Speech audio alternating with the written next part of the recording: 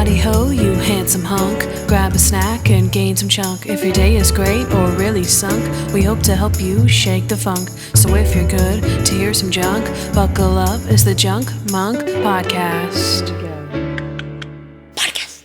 Hello and welcome to the Junk Monk Podcast. I'm your host, Kandyce Sloane, who you know from Instagram at Hardens and Hardhats. And I'm your special guest host, Denise Winter, whom you know from Tony Shalhoub Daily, Instagram at It's Denise Winter. If this is your first time listening, let us fill you in. We are watching and reviewing every episode of the USA hit TV show Monk right here each week. And we are going to do so while eating a little junk. So I've got my sour cream and onion chips here. And I went fancy today. I got Sonic, so I have a chicken strip sandwich and a root beer. Do y'all have Sonic there? There's one or two where I am. Oh, okay. It's not a very popular chain here. Oh, okay, gotcha. Also, you must know I've seen every episode of Monk. I'm a huge fan. Started watching in 2007, and for the most part, watched it as it aired. And I have seen every episode countless times, but I did not watch the series when it originally aired. So, if you're ready to start the show, Toby, take it away. Okay, actually, Toby is MIA today. I think he and Noah are hanging out, so I am going to do the transitions as best as I can. So here we go. Let's start with a little...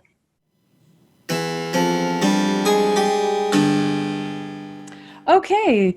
All right. So today, as mentioned, I have my friend Denise here. We actually did a Zoom collaboration before about the Monk reunion. If you haven't seen that, go check it out. It's on the Junk Monk YouTube channel. Also, I should mention that this episode is being recorded on Zoom. So there is a video of this episode if you want to check that out as well. But yeah, this is Denise's first time on our show. So welcome. Thank you for having me, Candyce. It's a pleasure to be here. And also thanks to Noah for letting me co-host this in his place today. I have big shoes to fill, that's for sure. Oh, that's sweet. He'll appreciate that. So Denise is the founder of the group Tony Shalhoub Daily and TonyShalhoubDaily.com, which is focused on our favorite guy, Mr. Monk himself, Tony Shalhoub. So Denise, if you want to just tell us quickly about yourself a little bit and your group before we get started. Sure. Well, I'm here in New York. I became a fan of Tony Shalhoub's in 2018. I guess you could say I am a fairly newbie Shalhoubie, and I just coined that. My mom had stumbled upon Monk one day. She was watching it. She told me what a great show it was, and I was like, Monk? Isn't that the TV show about a guy in a monastery? You know, the title had always been misleading to me, which is why I never watched it. So anyway, she convinced me to watch an episode the next time they were running a marathon, and I did. It was Mr. Monk gets stuck in traffic, and I fell in love with it right away. Then I began watching it whenever I could, albeit very out of order, and then I began watching it on Prime from the beginning, filling in the gaps, the episodes that I had missed.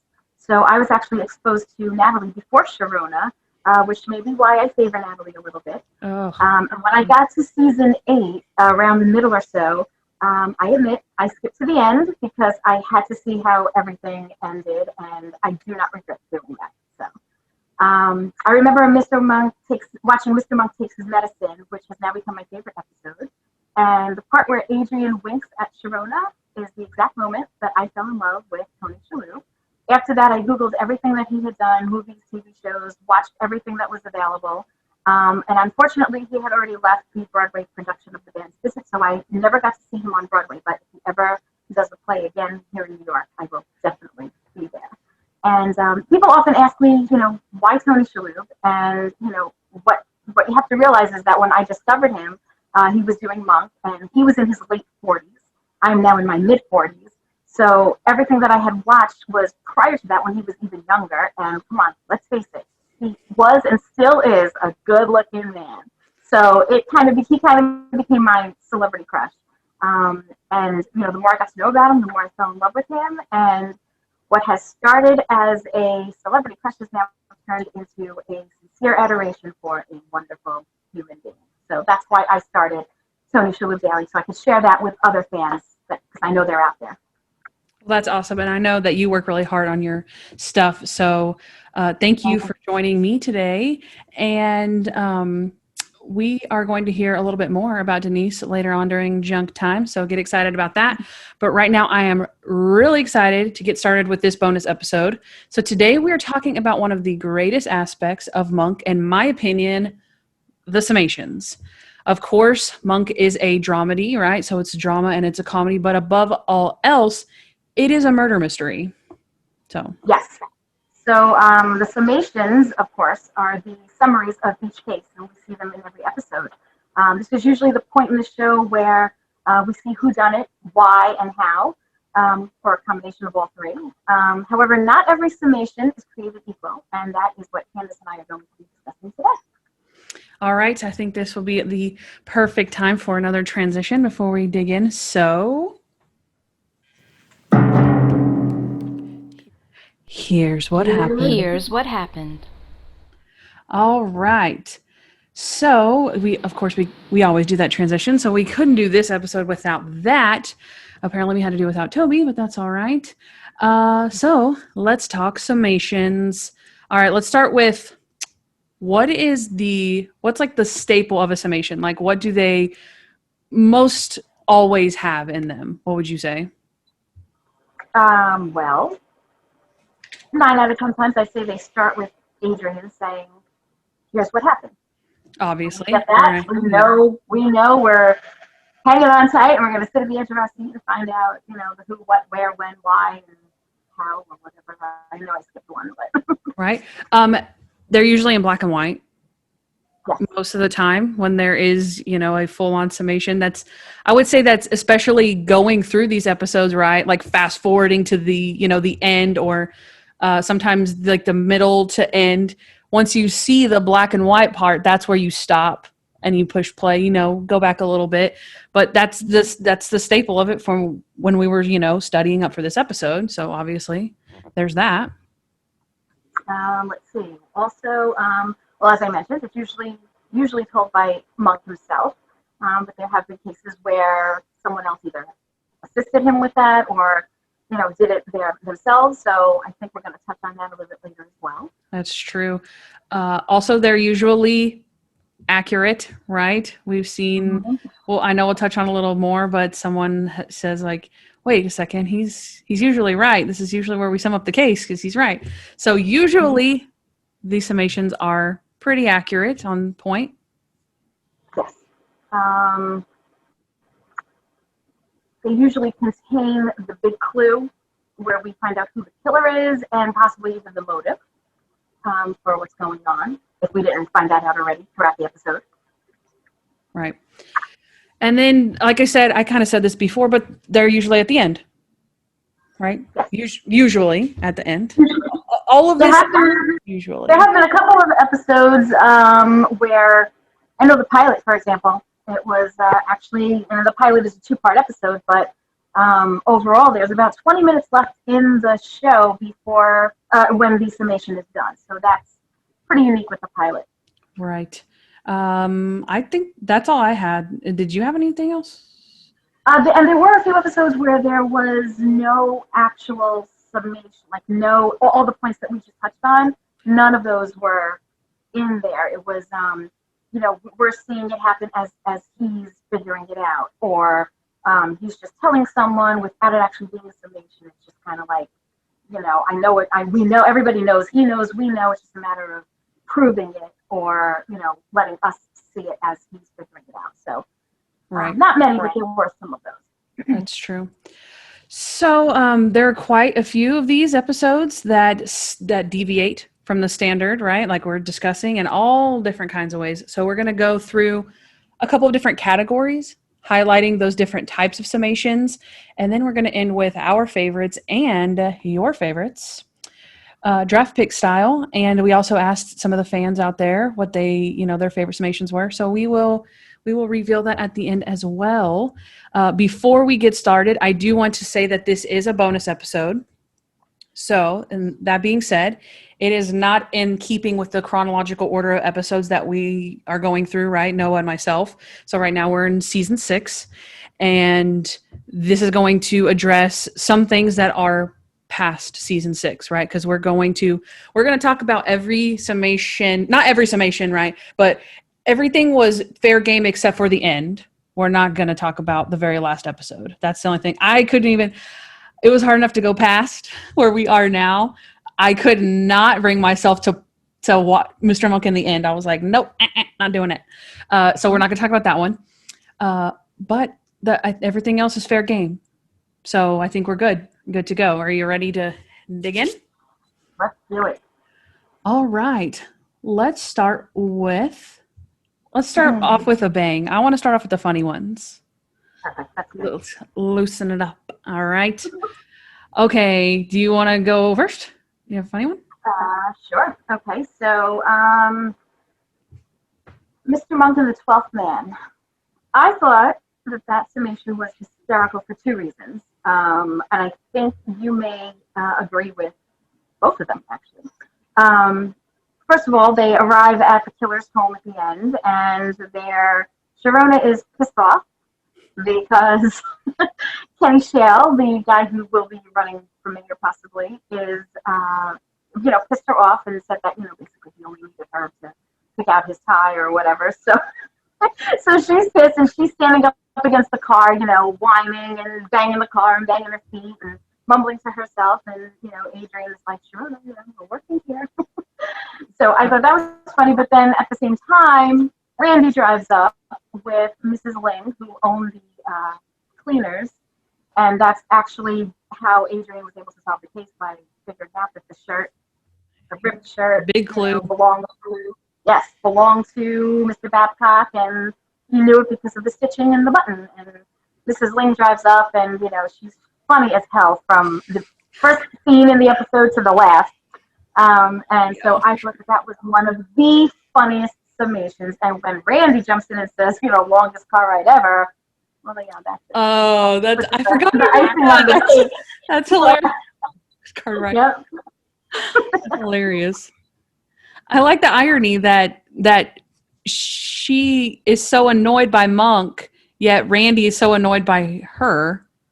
I never really thought about that way, right? That Monk is the nuisance, but she's got her own little attitude. I personally loved the Sharona bit that went through like the entire time, because Monk is just trying to tell a summation and he's trying to get the guy, and she's just like, oh, what is she says, like, I don't like to curse, but she's just like, oh, that bastard. Mm-hmm. And he's like, Sharona, murderer, what are you doing? And she like looks up at him, she's like, what? Attitude on her. She does not care. She's like, oh, I felt sorry for that stupid weasel. Can't believe I went out with him. Oh, I love that whole bit that just runs through there is so funny. I love the Sharona. But Mrs. Ling, obviously, she's hilarious too. And I do a good impression of Mrs. Ling, but I'll save that for another time. Oh, okay. So our next episode would probably be Dale the Whale, right? Very early on episode. I thought it was actually a pretty serious one as far as like Monk goes, but you can't deny that Randy's fat suit is hilarious. And I think what's golden about this also is that it is at the very beginning. It's episode 3. So those funny moments that happen really early on, it's like, again, it is a comedy, but the fact that Randy isn't a funny character at this point, he's a jerk.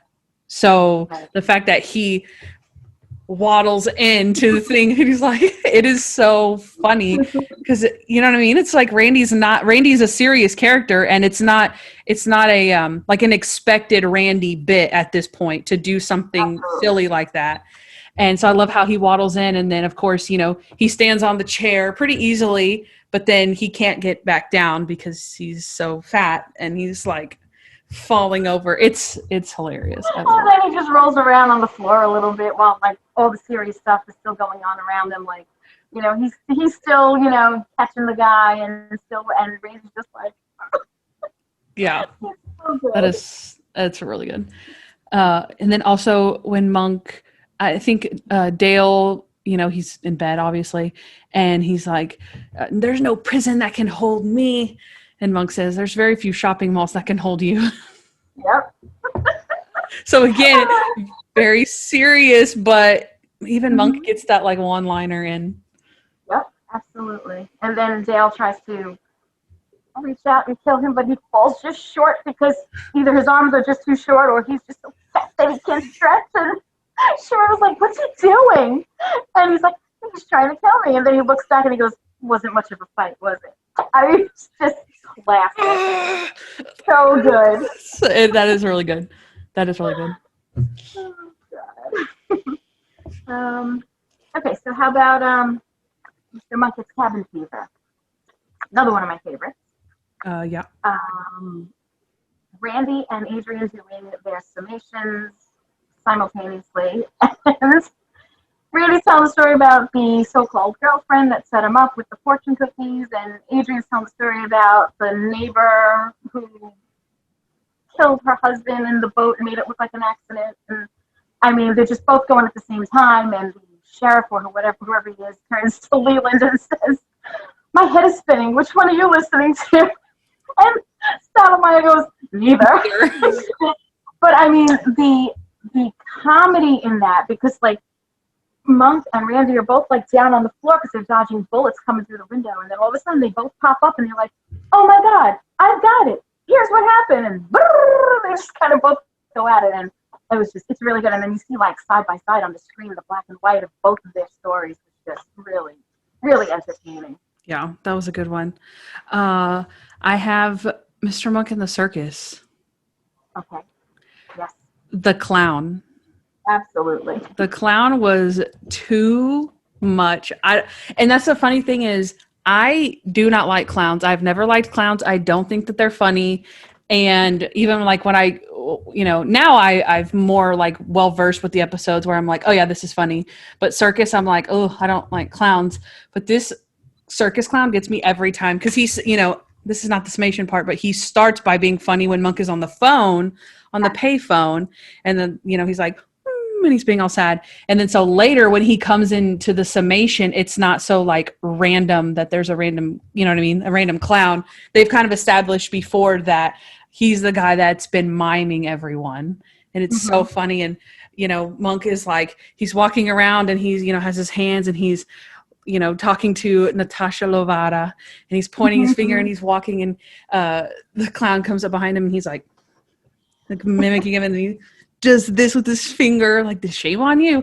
And then Monk says, "Excuse me, I'm in the middle of summing up a case here." And the clown's just like, and walks off. And you think he's done. You think we're not going to see him anymore.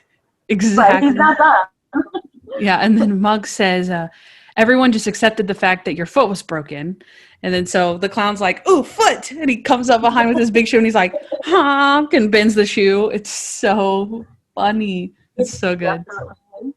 And then, of course, he comes up behind Stottlemyre. Yes. I think that's the last time, because then Stottlemyre at one point says, "Hey, I am a police officer. Knock it off," or something like that. And then the last time is when we actually see him being arrested. And that's when hell breaks loose and, she kicks Adrian in the groin and takes off and, the rest is history. But yeah. But I do love, too, when he walks up behind Stottlemyre because he's like, "Knock it off." And then he walks behind him with his hands on his hips and pulls up his pants like It's so funny because it's like, again, Stottlemyre is a very straight man and he's just, casually like, "Well, you see, in all seriousness." And the clown's like, "Woo!" It's so good how he just took the most simple little cop things that they were doing. And then at the end, he's like, "All right, you're under arrest." And then the clown's like, "Waka waka." He's like, "That's it. You're under arrest." And the guy's like, "What?" Buddy, you've been warned. How many warnings do you need? So good. Oh, that was so funny. That was, I always thought that it was cute and all, but actually discussing it with you right now, it's actually funnier than it has ever been to me. So thank you for that. I can appreciate it much more now. Yeah, I will say that's what happens whenever you dissect the episodes like this, where you just kind of take them for what they are. Like, okay, when you discuss them and you dissect them a little bit, you're like, it's a pretty good bit, Same thing with entire episodes. You do the same thing. That's not as bad as I thought it was when you put a magnifying glass on it. So yeah. Absolutely. So I also had Mr. Monk Goes to the Office.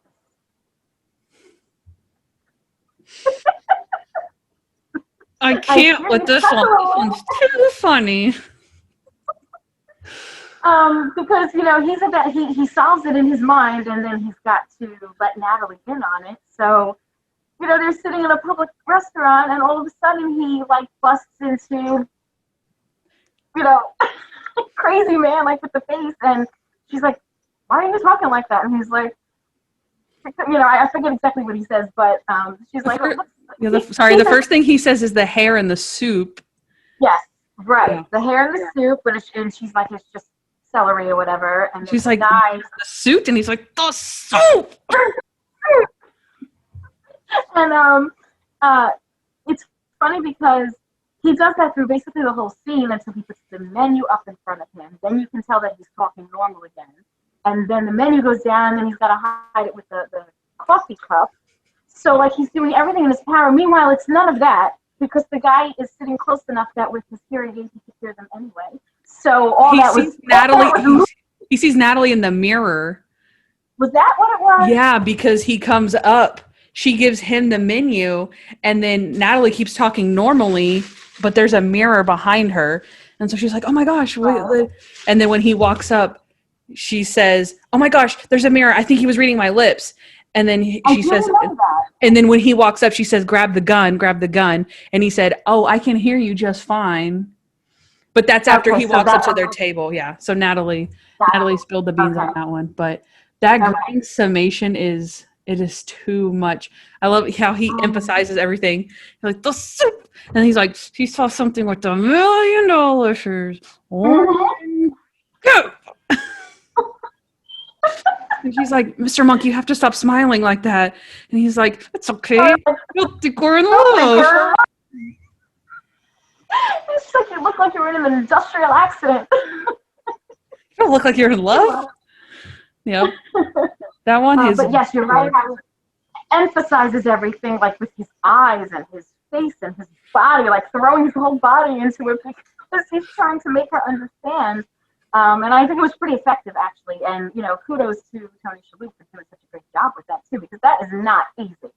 But, I mean, as a viewer, I understood everything he said perfectly. So, obviously, he did a job well done. Oh, yeah, that's true. That's true. That's just one of the funniest in my opinion. It is. Yeah, it's really funny. I have Mr. Monk Gets Lotto Fever. Okay. That one is, and it's really a bunch of Randy action because it's mostly very serious, right? Which we do know that, like Stottlemyre was being framed, right? Or I guess Natalie was being framed by Stottlemyre getting the money and think that they were cheating, right? So Natalie has her own little, like, she's really like pissed in that one where she's like, oh, right.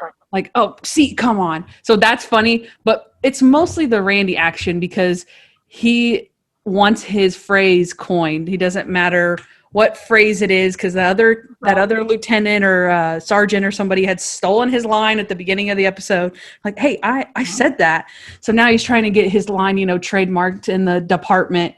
And he's like, we've got your numbers. Mm-hmm. Numbers. And then he also says, that's the clue that capped the case because he's talking about the hat. And then were they else? Oh, because there's paint on the balls. And he's like, looks like you painted yourself into a corner. So he just keeps pulling off with these one-liners. Did you have anything on that one? Basically the same thing. Yeah, it was basically the same thing. Okay. I had actually forgotten about that one a little bit. But yeah, throughout the whole submission, he's trying to get his catchphrases in there, and he's just like, it's... Yeah. And that happens with a lot of the summations. Like, they'll be serious, but then, like, someone else in the shot will be doing something funny, like the clown that we just spoke about. So it's like, it's a really good balance, and it really keeps your interest. I mean, obviously at that point you want to stay tuned because you've invested, 40 minutes or whatever into the episode, so now you want to know what happens, how it happens, whatever. But then they just throw these things at you that really make you want to be like, oh my God, Yeah, exactly. The other thing I had for this one was because he keeps ripping into the captain because Randy's so mad that guy got his hopes up And he's I like, know what this you're gonna man say. has nothing. His wife left him. His girlfriend is in jail. He's been living a ratty little condo. He's been staring at that same sad picture of a boat for 11 years, and you gave him hope, and you ripped his heart out. And he says, for that, Yep. you will burn in hell. Yep. So good. Natalie says, that and homicide. That and homicide, right? It's like, it was so over dramatic by Randy, like that it wasn't necessary, but it made the scene funny. That's why we're putting this as a funny summation, because without that, I think it would have just been, your average summation. But they had to do something to make it different, to make it funny. And Randy, he's so good with that, like that dry humor stuff. He's good at that. Yeah. Okay, so I also have Mr. Monk Takes Manhattan. I love that while he's doing the summation, we start to see it, how it happens, and everything's fine and dandy. And then the next thing you know, he lapses into, it was you filthy beast, or something like that. And then they come back to the live moment, and you see him basically scolding the guy who peed in the subway, and he calls him the urinator. And it's like, dude, you're like about to get this guy for, as Sharota said, killing 4 people in cold blood. And he's worried about the guy who peed in the subway. Then he mentioned, you're in the food industry, for God's sake, and, blah, blah, blah. And then Sharota's like, and he's like, yeah, they switch the codes, blah, blah, blah, and whatever. Like, at that point, he's so disgusted that he doesn't even want to continue with the summation. Yeah. He says it just enough so that we know, but we don't see it. We don't see the black and white flashback, because he's just so disgusted with that. And then, it's even funny at the end when, Sharota says to him, Adrian, this guy killed 4 people in cold blood. This guy took a whiz in the subway. Who do you think we should arrest? He hesitates. He hesitates to answer that. And I just think that that's fantastic. Yeah. What do you have, Dan? You're going down, Mr. P. Oh, that's so funny. Oh man, I can't. It's like I want to go and watch them all now again. Yeah, and I think this one's funny too, because like he speeds up the summation and it makes it funny, but also like the main point of this is to like get to work Tennyson. So I thought it was also clever in a way how they kind of sped up this case that Monk himself didn't care anything about, because all he cared about was Trudy. So he's like, and there's a urinator now, so we'll speed this up and blah, blah, blah, blah, blah, so we can get to the good scene at the end. So that was kind of clever in itself. The good scene at the end that makes me cry every time. Oh, yeah. Oh. Yeah. Wow. For sure. We have Mr. Monk bumps his head, right? Also known as the B summation. And we know he got out of the car because there was a bee in the car. One bee in the car. And that's funny. I know it's not the summation, but he's like, bang, bang, bang, bang, bang, trying to get, that's really funny. Just take his shoe off and whack it up against the dashboard and you're done, move on. But anyway, go ahead. He did. He actually did try to hit it with the newspaper. He tried to hit it with the newspaper once, and then it went, see, that's me. I'm like, okay, remain calm, have one plan of strategy, like one and done. I will hit this with the fly swatter and then we're good. But if it gets away, I'm like, boop, see ya. Mm-hmm. Now I've made it angry. So you have one shot where it's happy and docile. Then the rest of the time it's fair game. So you're like, yep, I'm out of here. That would be me. I mean, except for I wouldn't go outside with a bunch of bees. I would. Right. Pick your poison. Literally. Exactly. What else do I have? Oh, well, I mean, the fact that he gets out of the car and then there's bees completely covering him. And what is it? Is it his brother that says, there's a line that he says? Well, first Michael Shalhoub, who plays the beekeeper, Ned, is trying to explain to him that, they sense fear. And the more afraid you are, the sweeter you are to them. Yeah. So as the scene goes on, he's gradually getting more and more covered. And I think he has a line at one point, the camera just goes right on Michael Shalhoub, and it's as sweet as candy. Yeah. That's it. That's a good one, though. That's a good one. I'm glad you mentioned that one because I had forgotten about that. He's covered in bees, and then I think towards the end of the scene, or he says, or the guy asks him, "What department are you in?" Because he's solving the case because he's like, "Here's what I think." And the guy says, "Happened?" And he's like, "Yeah, happened. That's it." So because he has amnesia or whatever, and then so he's not with any department. He says, "I'm a roofer." And so the guy's like, oh. And then Monk says, also, do you have a gun? And he just looks at him and he's like, can you kill me? Because he's covered in bees. It's so funny. Oh, and then the guy asks him, why didn't you stay in the car? He said, yes, he does. There was a bee in the car. You gotta be kidding me. Like. That's pretty funny. Okay, so I also have Mr. Monk and the Miracle. Yeah. I gotta be honest. The very first time I watched that episode, I did not realize that Monk and Natalie were singing. I'm lying. I knew it was them singing. I didn't know that it was them when that scene first started. That it was them in the monk outfits going into the monastery. I did not, even when I saw them like fighting with each other before they actually go into the whatever it's called where Leland is. I didn't realize, I just didn't put two and two together that it was them. So when they sat down and then they started singing or chanting, I guess it would be, I lost it. First of all,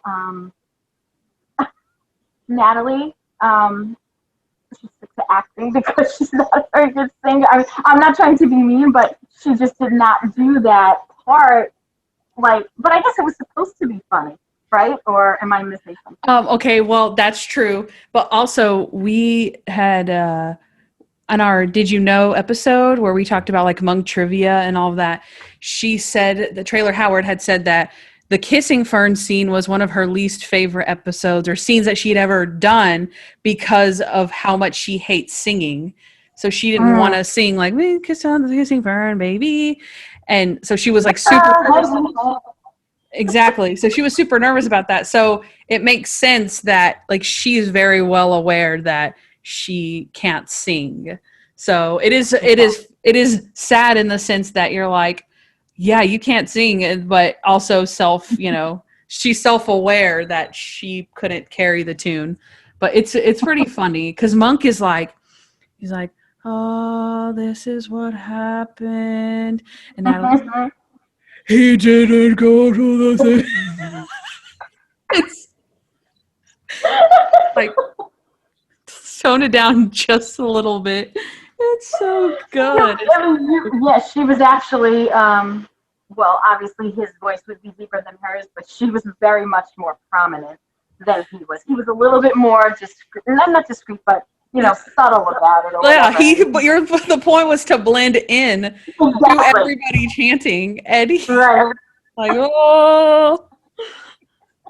Yeah, no, she definitely did not. I mean, I love her, but that was. But I guess it added to the humor of the scene. But just the fact that they had them doing that, and just the way it was just so funny. Yeah, so funny. That's true. I have Mr. Monk gets drunk. Oh. Yeah. Yes. Okay. Yeah. Yep. Mr. Monk gets drunk. There is really funny scenes. I mean, really funny scenes. The whole I say scenes because that one is so long, and there's so much drunk Monk in there that it's like there's so many lines, like you can't. I mean, I would obviously love to recite the whole thing, but I won't. But some of my favorite lines are when he's like, he sees the captain, he's like, Gabby, Captain Leland Stottlemyre, homicide.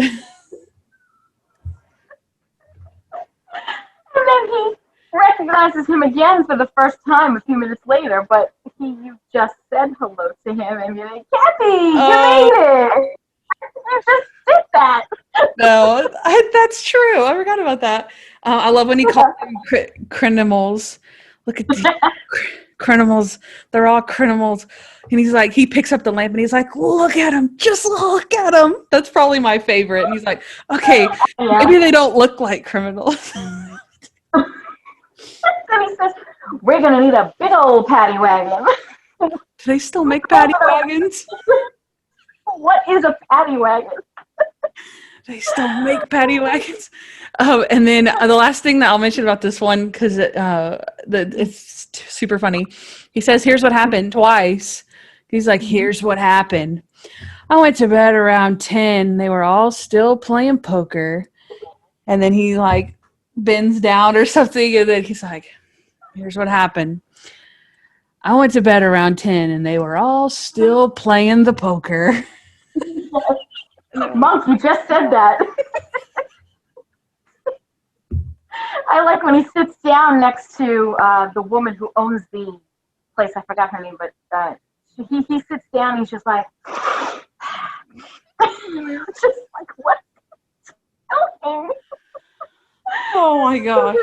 And then at the end, when, Leland smells the wine that Natalie's drinking, and he goes, smells like Aquavelva. And he's like, it's Aquavelva from the couch, like passed out, but just awake, just conscious enough to say, it's Aquavelva.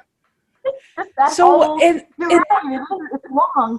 That is good, but so are we supposed to believe that Monk knew that the guy was in the vat also? Or did Natalie figure that out? I think it was just realized at the end when Leland said it's Aquavelva, and they're like, oh my God. Then they finally knew where the body was. That's my impression, because yeah. Well, because yeah. Mm-hmm. Yeah. I think Adrian had only figured out what happened, not where the body was. Yeah. So, yeah. When I heard Natalie say she was going to have a heart attack. Natalie. That's good. That's good. Oh my God. Okay, so how about Mr. Monk and the garbage tray?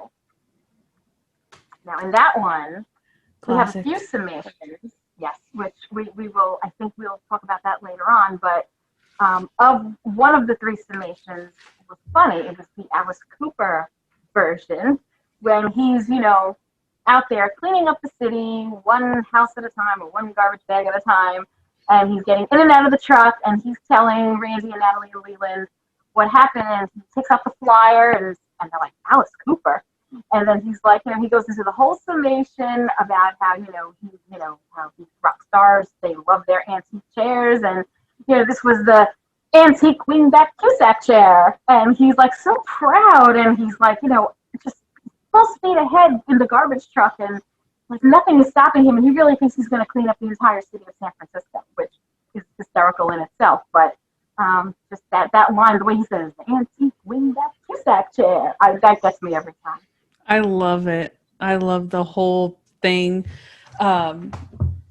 We have, that one, and then obviously he does, after he goes to the fabrication room, he gets the clear head. And does he tell the summation in the fabrication room?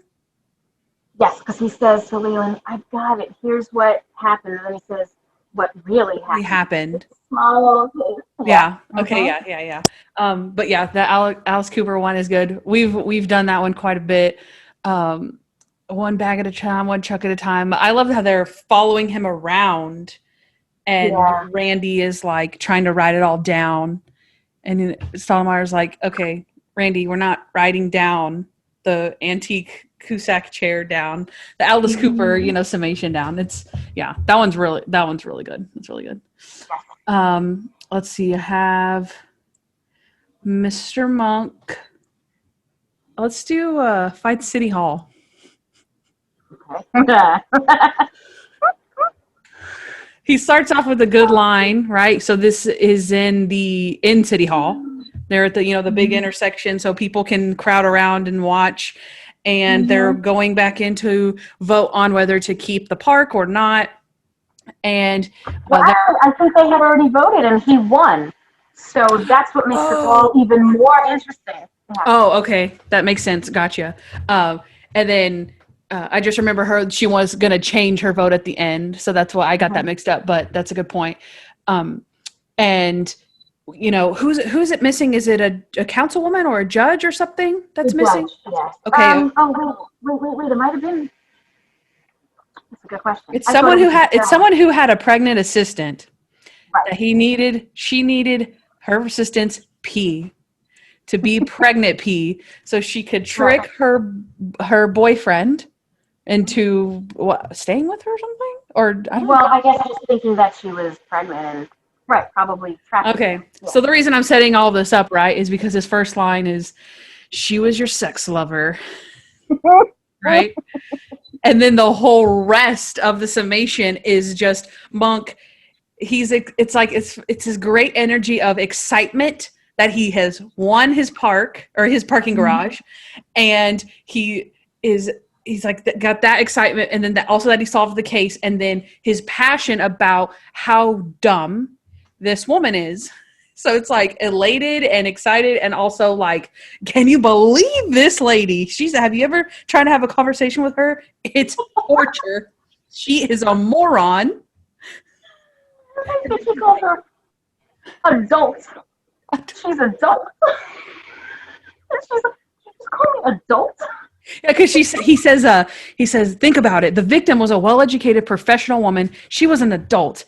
This woman, on the other hand, was adult. Adult. The lady's just standing there like, oh my God, I can't believe you just said that. It is very funny, but she's not dumb enough that she doesn't know she's being called an idiot. So it's like, come on, Monk. Like, you might have been able to get away with it like one time, and she would have been like, wait a second, and then forgotten about it. But he weaves that into every single thing that he says. She's a moron. Basically says that her pregnant pee is the only reason that someone would want to hire her. It's horrible. It's funny though. That is funny. I'm changing my vote. She goes in and changes the vote. Well, honestly, he got what he deserved, really, with that. But it was nice to see that they were naming the playground the Shooting Monk Playground. So. That is true. And also, it's like, it sounds really harsh, but if you watch them in reverse order and you watch the summation, you're like, wow, that's really rude. Go back and watch the conversation that they're having, and you're like, he's not wrong. Yes, that's true. Of course. I mean, she was a moron. And she wasn't very nice either. It wasn't like she was like a happy, like chippy, like, oh my gosh, I'm so sorry. She's like, oh, I'm sorry. Right. She wasn't a pleasant person. But yeah, so. Oh my God. Okay, so and Mr. Monk and the Sleeping Suspect. This one, I know it was funny. I remember laughing and saying how interesting it was, but I may need your help with the dialogue because I don't remember the word for word. Okay. But when they figure out what happens with the ketchup bottles being a time-released, method of whatever, and they actually get someone from the U.S. Postal Service, and they're standing around the mailbox while Adrian's explaining. Shawarma. That's it. And he's assisting Adrian with, I guess, the logistics of the post office or whatever it might be, and just the way he says, that to Neil, he says, that became the messenger of evil. Yeah. Unknowingly became the messenger of evil. Yeah. We just wear a different shade of blue. Randy's like, yeah. And Lee was like, no. I mean, that was just so good. So good. Yeah, what else? What do you remember about that? He said, it was a great plan, but by doing so, he violated 2 federal laws and a score of postal regulations. Right. Go on. Because he keeps interrupting. There's a similar one later where someone keeps interrupting, and it reminded me of this one, so it made me laugh even more. But he also says, because he's getting, all fired up about it, and he's like, don't make waves, they said. Don't do this. Don't stir anything up. Everybody just wants to hit their 20 and get out. Right. But the really good part was when, at the very end, when Adrian says that they've arranged, to go to the hospital, that, Brian Babbage woke up and they've arranged to go to the hospital, or whatever. And he's like, oh, good. He's like, not you, Samuel. Like, after all that, the poor guy can't even be on the fun part. I know. That's so true. That's true. Yeah, he says the messenger of evil, and he says, "Who'da thunk it?" Yeah, Right. it's cute. He had that slight accent, which made it really, funny. Yeah. He was cute. I liked it. Mm-hmm. Let's see. We have Mr. Monk goes camping. Yes. This is also known as the bear summation. We have the bee summation. Now we have the bear summation, right? He takes the guy's kid he's trying to impress. He takes him camping. And does the bear show up because that kid has a fish? Because I noticed in the summation, the kid is holding a fish. He's holding that fish throughout most of the episode. He was so proud that he caught it and he didn't want to let it go. Even when the bad guys came and noticed that they used the shell casings, I guess for a hook or something, didn't want to sell it to them. So the fish was but it could be that's what attracted the bear to them. That could definitely be. Yeah.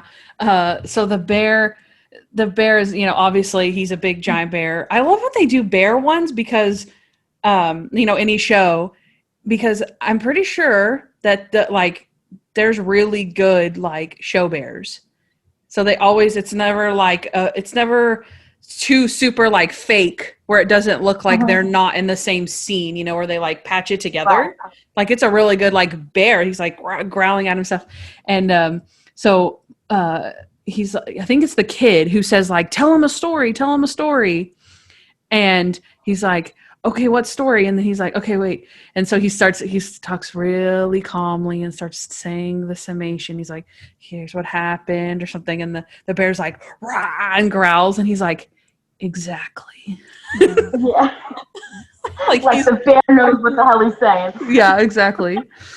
Yeah. But I thought it was funny that after he goes through the entire summation, the bear was so bored that he just turned around and walked away. It worked. It worked, but not for the reason that you would think it would work. You're just literally calming the bear down and maybe, distracting him and, whatever. No, you bored him to death, and that's why he took off. Which is exactly the opposite reason of why we listen to Monk, because we want to know what happened. The bear's like, I just wanted some fish. Right. I'm out of here. Definitely funny. Definitely. Do you have any more? I have one more. Mr. Monk goes to Mexico. Yeah. And that one is funny because throughout the entire episode, you see at the beginning when they first arrive in Mexico and they go through customs and everything, he's got suitcases and suitcases of, his Sierra Springs water and, whatever else he's got. And then everything is stolen right out of the car in front of the hotel. So he goes the whole episode without eating or drinking anything because he can't find Sierra Springs. And the one or two times that he came close to getting Sierra Springs, someone beat him to it, and it was the last one, or whatever the case was. So I think it was 3 days that they were there, and by day 3, he was super parched, and his voice was very hoarse and raspy. And for a split second, I said, "Oh, gee, I wonder if Tony Shalhoub was really under the weather doing that episode because it was just so good the way he did it." And then I'm like, well, I faked being sick to get out of work, so it can't be that hard. I've done it once or twice in my life. So yeah, by day 3 he's parched, and then when he finally figures it out and he starts the summation, he's doing it with that voice, and he's like, pack your bags, we're going home. Here's what happened.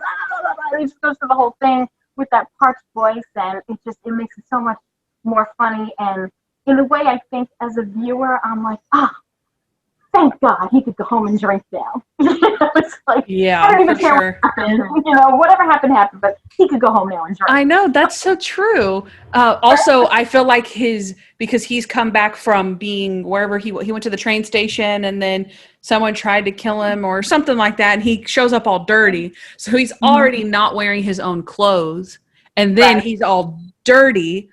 And so like he's not super dirty, but they do a good job of like they crack his lips. Like they make his lips look that way. So then mixed with the voice and the cracked lip and the dirty / not his clothes, it's just like he just starts telling the whole thing. And here's what happened. And it's really, really, it is really good acting. I mean, obviously I just butchered that. I can't do it. But he does that the whole scene like that, which is really good. A couple of lines that I liked from that one were he's telling Captain Madero and Lieutenant Plato, Dish. He tells them, he's like, 2 impossible murders. It's just not possible. Yep. Yep, that's really good. And, right. And then he by tells. the way, did you notice? Okay. No, you go ahead. No, I was just going to say, did you notice that the Captain Madero and Lieutenant Plato had the same suits and ties and shirts that Captain Sotomayor and Lieutenant Fisher had on when they showed them in San Francisco? They mirrored the exact same wardrobe. Go back and watch it.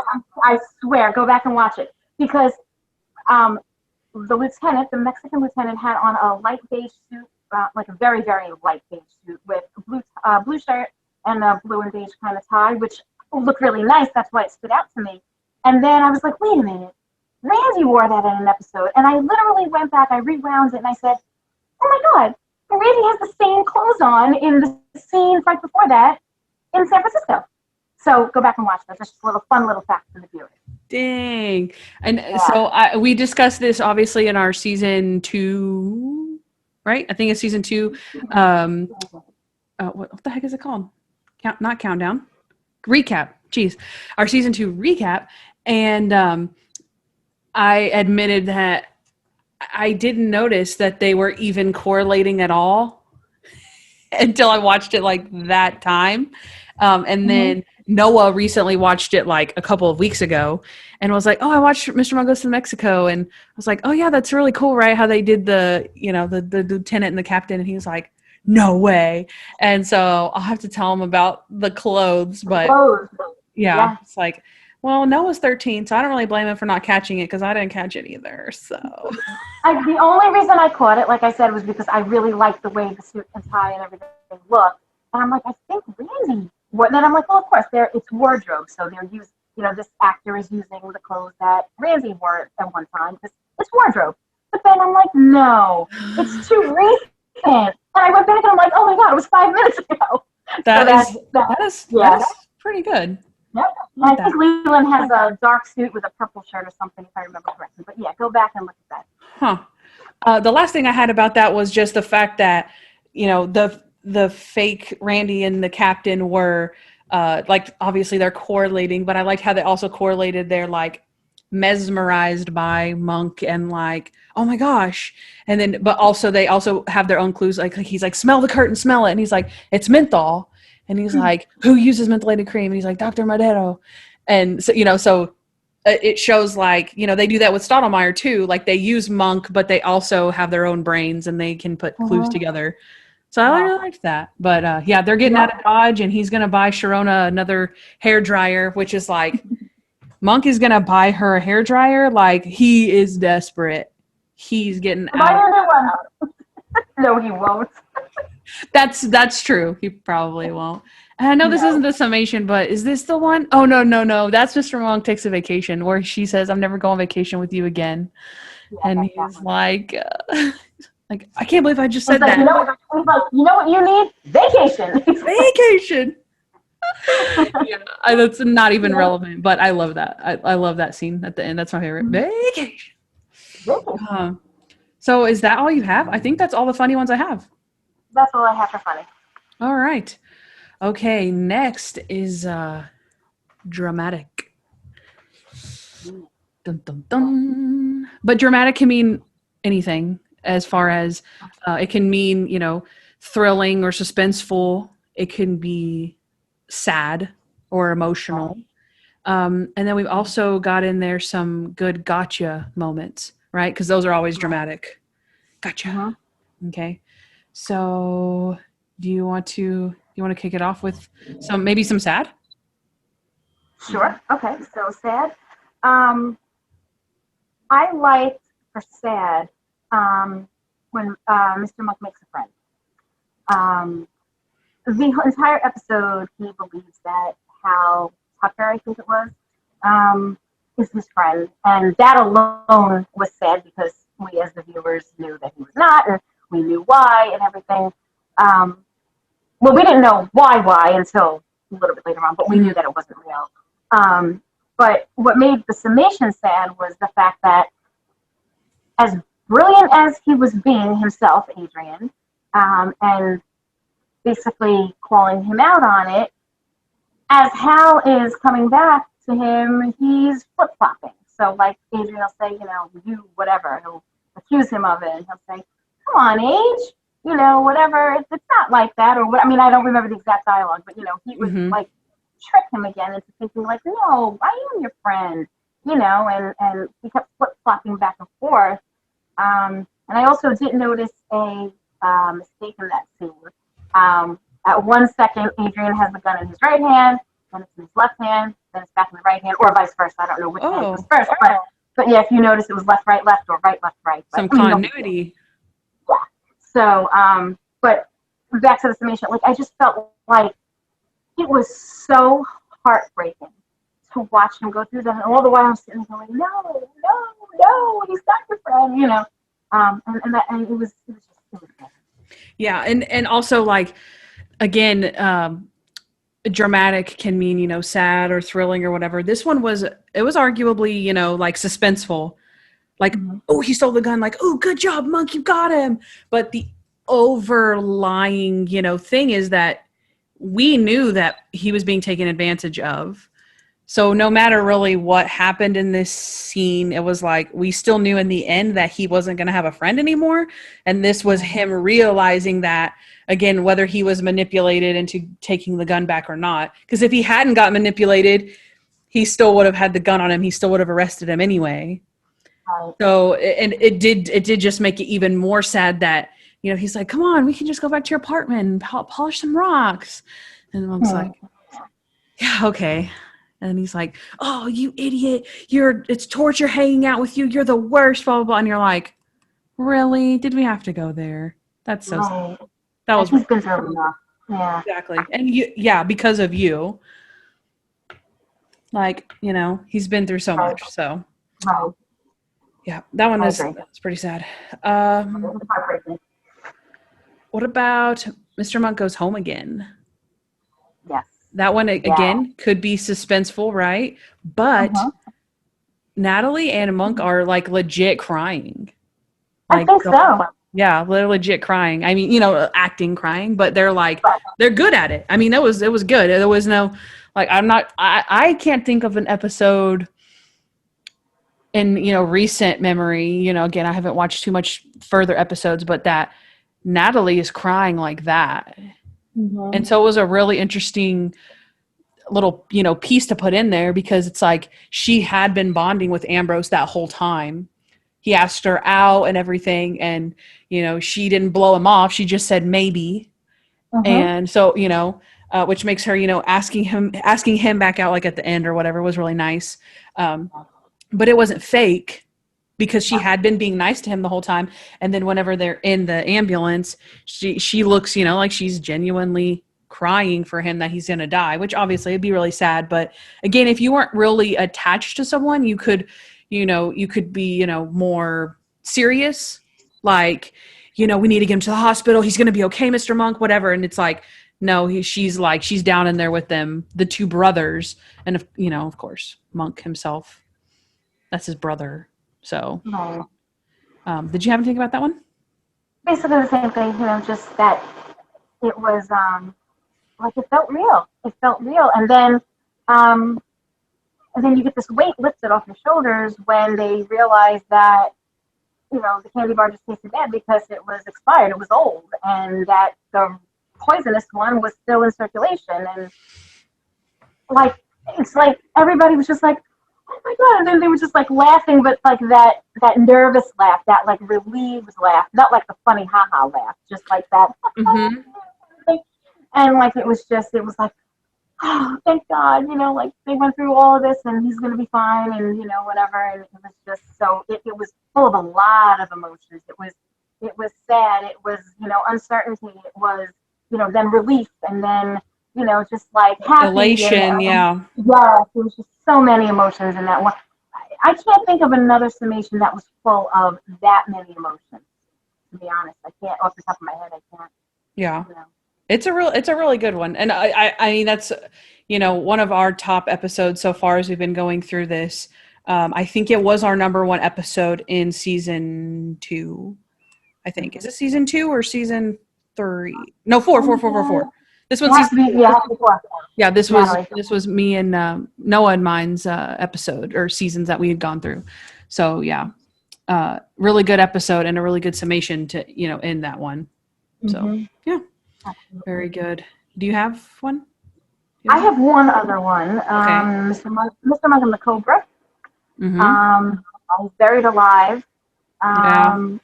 It's sad for 2 reasons, because number one, you don't know what's going to happen to him, but obviously you assume he's going to come out of it okay because the show must go on. Right. But that's true though. The suspense. Yeah. It's sad. But also, and how they're going to save him out of that. So the summation happens while he's buried alive, but there's also the backstory of them getting to him and saving him. So it's like a whole bunch of things going on at once there. And then the main part of that is him.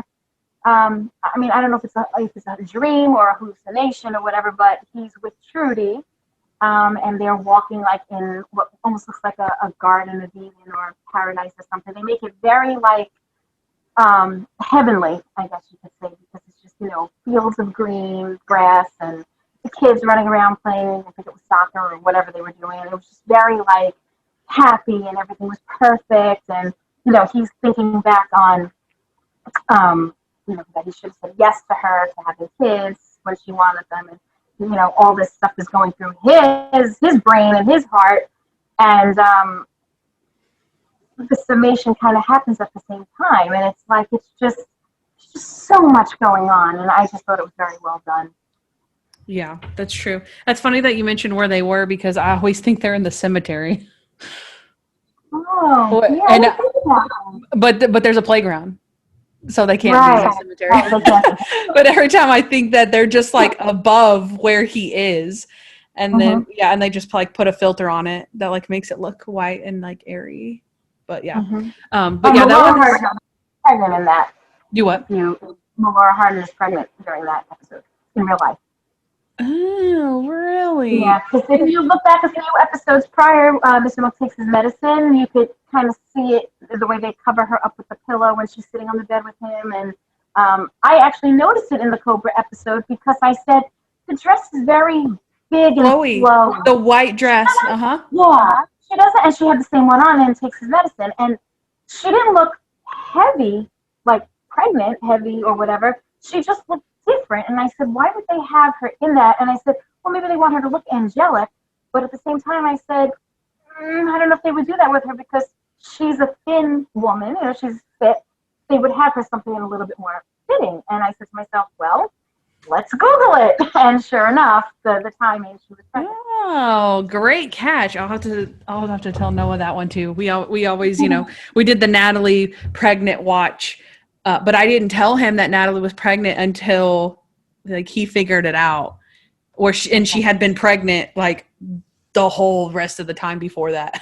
Like he caught her at the tail end of her being pregnant, and I was like, she's been pregnant for a long time. So he'll think that's cool.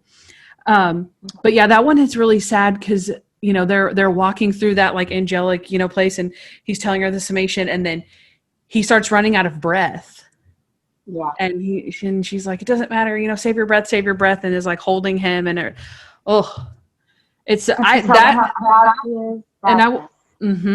and I will say that this is one of my least favorite episodes of the whole series, and that every time I watch that scene, I cry, and I'm like, well, this is why I can't not watch this episode. Yeah, no, I agree. It's down there, way down there on my list of ranking, episodes. Um, Basically for the fact that he's buried alive, and I just didn't find the episode as interesting as some of the others.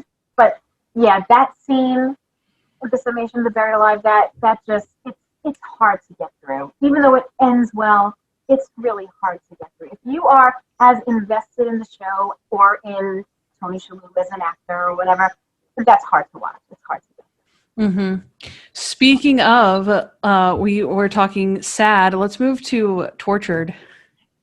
Your favorite. We're going from bad to worse, is what you're saying. Exactly. We'll bring it around in a minute, but I'm going to start. I'm going to take the lead only because this is going to be very, very simple. The dentist. I have no idea what happens in that episode. I've seen it once, maybe twice. Did not pay attention to it. Cannot bear to watch Tony Shalhoub going through that. So I really have no idea. I couldn't tell you what happens, how the summation is. So it's all yours. I don't know. That was, besides the big reward, I think that was one of the most bottom episode of our season 4 countdown. So not one of our favorites, even though it does have the Randy Disher project in it, which is crazy that it brings, doesn't bring it up a little bit more. But I will agree, Noah will too, that him being strapped in like that in the dentist chair, and it's too much. But I will say that I did watch it, right? So that I knew you weren't going to watch it. So I watched it, and he does tell the summation before his mouth is open like that, which honestly, I feel like is kind of, I feel like they shouldn't have done that. I feel like they should have let him tell the summation like that. You could understand what he was saying. And if they had flashed it on the screen, he would have been able to understand it. I think it would have been a little more on the creative side if they had done it that way. That's just a personal thing, but see, because now it's categorized under just tortured. Like he was being kidnapped still, even though he wasn't, strapped, teeth open, but he was strapped down to that chair. And like I said, he's being kidnapped by his super phobia. That's one, I don't know if in the future they have mentioned any other super phobias that he has, but the dentist is his super phobia. So higher than anything on the list. And that's who's kidnapping him and torturing him. And yeah, it's, I will say there is a funny part though, when Jon Favreau is about to drill him and he's like, please just wash your hands. Let's wash your hands for the love of God. Dig into your heart and wash your hands. And then the nurse is like, they do wash his hand. He does wash his hands on Marathon Man. And he's like, oh, okay. So that's right. There was a funny part in it, but yes, for the most part, very tortured, very uncomfortable to watch. So let's do another tortured one. Not as bad in my opinion, but Buried Treasure. Okay. That I can sit through. Yeah, he's not there against his, against his will. He's not there against his will, so to speak. And he's got, Troy Kroger with him. So it's not, the worst thing. And he has been buried alive before in a dark coffin. So not as bad, arguably, his situation. But he is tortured. And the way that it comes out is that Troy asks him, calm down, you were telling me, what happened and, what happened with the bank robbery. And he's like, okay, here's what happened. And then he calms down and tries to tell him and stuff. So that's basically what happens in that one. Short and sweet also, right? Because most of these are, just the situation that he is in, not necessarily anything else that's going on around, just his location or his, situation, like I said. So right, I agree. Okay, so Mr. Monk goes to the bank. Mm-hmm. Now, what's interesting about that episode in general is that it starts out later in the story, and then we flash back to a couple of days prior, and then it ends back where it started in the present time. So it's very, very well done in that sense. But the summation, I believe, is done. He figures out what happens. the bank employee sees this on the closed circuit security camera, whatever, from another part of the bank. And she realizes that he knows, so now she's got to act and locks them all in the vault. Which, by the way, I was a banker for 12 years, and I can tell you that every bank, every branch that I worked in, the vault had oxygen and a landline phone that was tested once a month. So, if they had consulted me before they wrote that episode, I could have told them that. But yeah, we had a thing that spun around and it let the oxygen in. So, and I think we were good for like 48 hours or something, which may not have mattered in this case. I don't know, but it's just a TV show. So, I mean, we have a segment so called Plot Holes, so if I remember that, I probably will, but if I remember that, I will definitely put that in there. Noah will probably say something. There's no way they have to have oxygen in there. Yeah, it was every single vault had oxygen and a landline telephone, which I don't know if today they still have landline phones because landline phones are obsolete to begin with, but they had something. So yeah. Yeah. So then the summation is done while he's like under duress, locked in a vault with his crew, and and then just everything just kind of goes from there with how they get it out. So he's I think that he might be crying in this one, I think.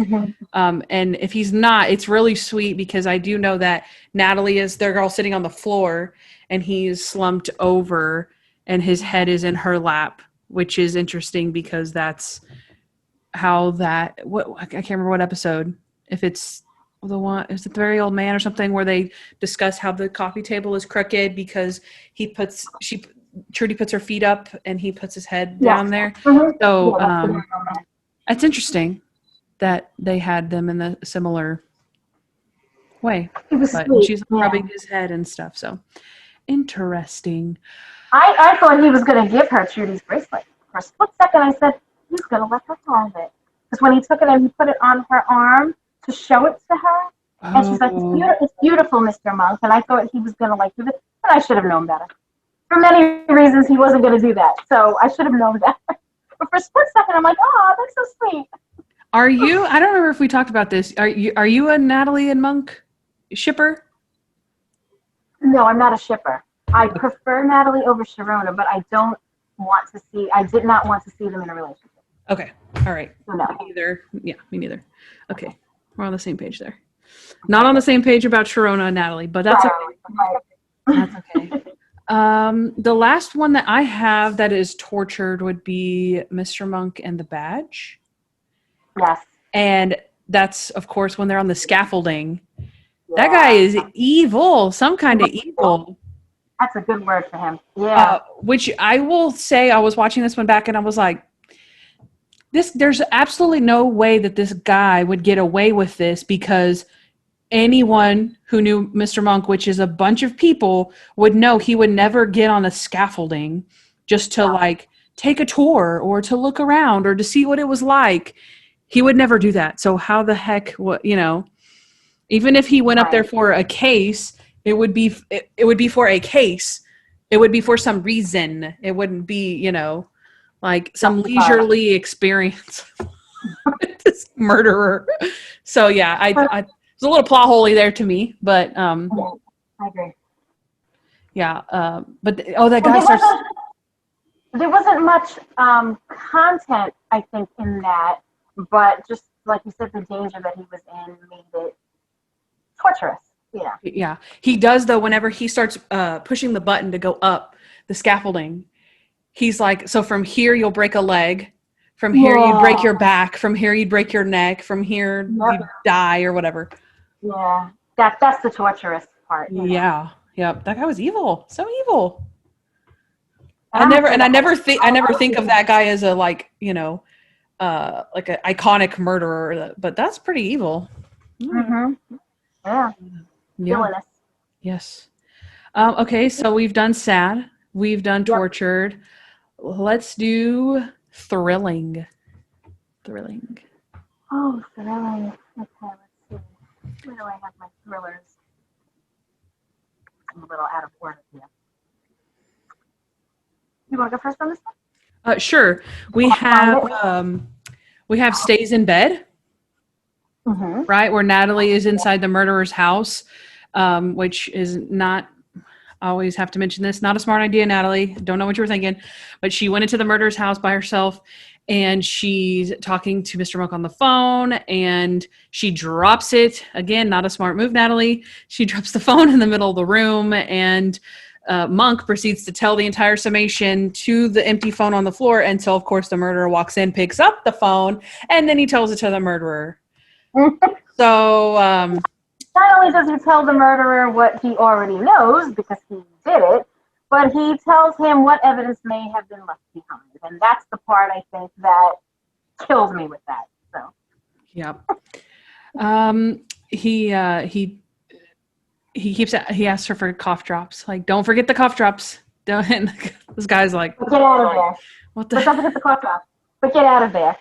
But bring me my cough drop. But you need to leave. But I need my cough drops. Not the menthol ones. I forgot about that. That's good. That's good. And then, of course, Natalie calls him from the landline. So he clicks over and he's like, Natalie, I'm on the other line. I got to go. And then hangs up. And then he's like, oh, crap. So that definitely was thrilling. At that point, if I were Natalie, I would have just hightailed it out of there. I wouldn't have even, why are you picking up his landline and calling Mike again? Just get out. Get out. Get him his drops and tell him what happened. Yeah, well, that's what I'm thinking too. Like, if you are going to call someone, why would you call someone you're already on the phone with, who's on the phone with someone you're on the phone with? So if he clicks over, he's going to know that you know what I mean? Not that you called him, but that he'd be busy. So he's going to go chase you now because now he has nothing else to do because there's nobody on the phone. Right. So, you know what I mean?